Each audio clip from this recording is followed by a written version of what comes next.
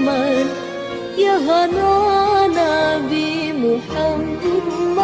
ذلك الفضل من الله ظهر دين المؤيد بظهور النبي أحمد يا هنانا بمحمد ذلك الفضل من الله خص بسبع المثاني وحوال المعاني خص بسبع المثاني وحوال المعاني ملكوت في خلق ثاني وعليه أنزل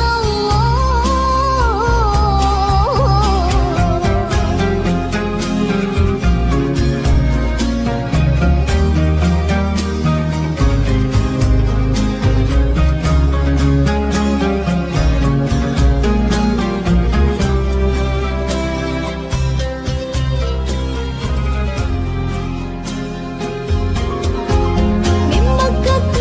لما ظهر لأجله سقى القمر من مكة لما ظهر لأجله سقى القمر وافتخر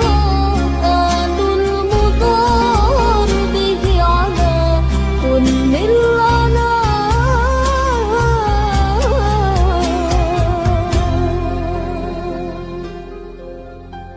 ظهر دين المؤيد بظهور النبي أحمد يا هنانا بمحمد ذلك الفضل من الله ظهر دين المؤيد بظهور النبي أحمد يا هنانا بمحمد ذلك الفضل من الله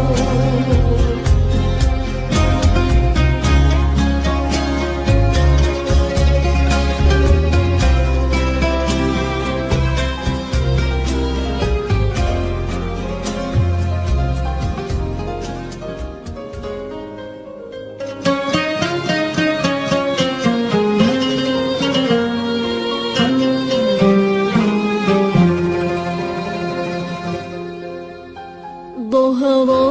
دين المؤيد بظهور النبي أحمد يا هنانا